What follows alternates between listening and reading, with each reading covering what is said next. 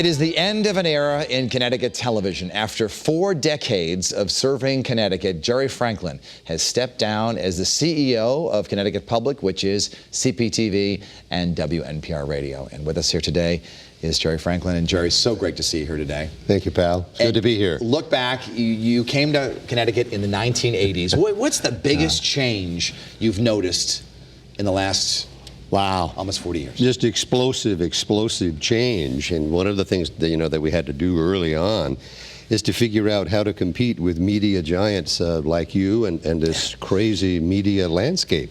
We know that we can't compete with guys like you and your parent on a program by program basis, hour by hour. So we had to look at it differently, look at it from a larger angle. What role could public media play? So we started looking at almost societal issues. For example, how is the media treating women in sports? And what's going on in children's television? Or how are we treating our veterans? So no one was paying attention to those types of topics, so we had to delve into them. So that was a major change for public media, to look at something from that perspective. Let's begin with children's television, because a lot of people don't know you really are responsible for bringing that lovable purple dinosaur to homes across America. Barney, how did that happen? Well, Larry Rifkin, he and his daughter were at a Super Bowl Sunday. They weren't watching Channel 3 that Sunday. They go to a local video store, Blockbuster, remember those days? Yeah. And they see this purple dinosaur on the front of a video cassette. Remember that technology? Oh, yeah. So they pay their $3.95 to rent the video cassette, take it home and look at it. Larry's little girl loved it. So Larry brings the tape in on Monday morning, said, Jerry, take this home, let your son look at it. So I did. I wasn't too impressed. Production value is very crude, very rough, but my son was mesmerized by Barney. Long story short, we circulated this VCR tape. I think we had to pay a fine for keeping it longer than a week, but we circulated it to people with parents and young kids and said, take a look. What do you think? Every child loved it. Parents weren't crazy about it. So I almost have to apologize to your audience for throwing Barney at them, but the kids loved it. It became the #1 show for kids in public television. And you brought it nationwide. Yeah. And let's talk a little bit about women's sports, because CPTV really brought women's basketball here in Connecticut. UConn, the UConn Huskies. You started broadcasting those games, which were not broadcast before. First of all, we saw Rebecca Lobo's name in print, and just the characters in her name, Lobo. Yes. I didn't know anybody whose name was Lobo. Yeah. I said, who is this giant of a woman who lives almost in Connecticut? So we started paying attention, and there was a state representative, Fred Jelsey. He's in heaven now. He said, Jerry, have you ever considered putting the girls on television? That's what he said, the girls. I said, no, we haven't. He said, well, you should. He said, you should go out to stores and watch these girls play basketball.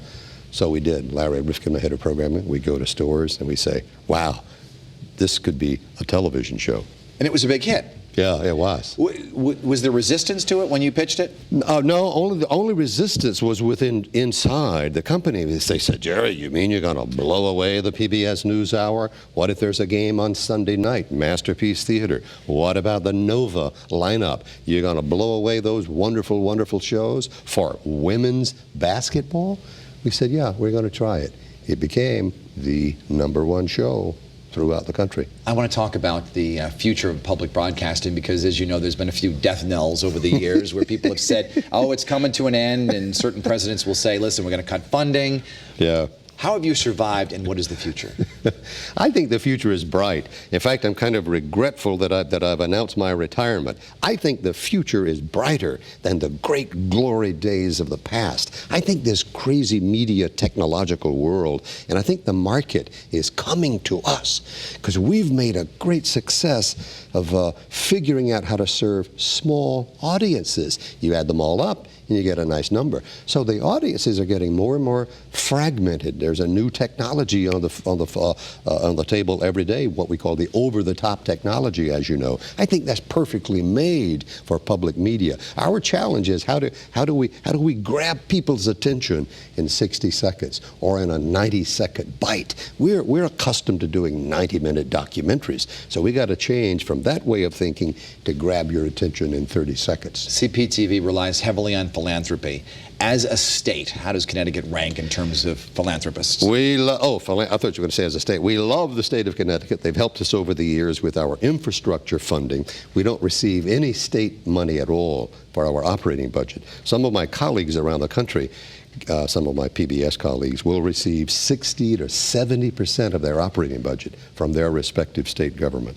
We don't receive a dime of state operating support from the government. But from time to time, from the state, we get 5% of our budget from the federal government. But from time to time, the state of Connecticut has been very, very helpful to us. They will provide us from upfront seed money. For example, we wanted to get into the business of training veterans, and we needed some money to do it. Went to the state, wrote a grant. They afforded it. They gave us the grant, and it's a very successful program. When you sit across from a CEO or a potential donor and you have to make that argument, here's why you should donate to public television, what do you say? Like, why is it important? Well, it's different, but that's a great question. This guy has good questions. Just recently, sat in front of at a CEO's desk. I said, listen, there are an awful lot of veterans being trained.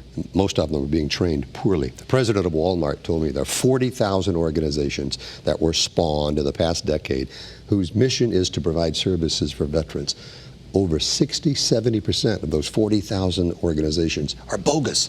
And we said, we can train veterans. We had no idea how good we would become. But I tell the CEO, I said, we take 50 veterans a year. We bring them in, teach them media skills, not to grow up to be like you or me, but using digital skills in their everyday life. And 85% of the veterans we train, we get them a job.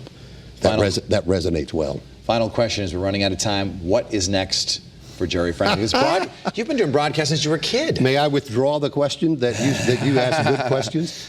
What am I going to do? A lot of people have asked me that. I'm going to be very careful about the commitments I make. I'm only going to associate with people that I really like.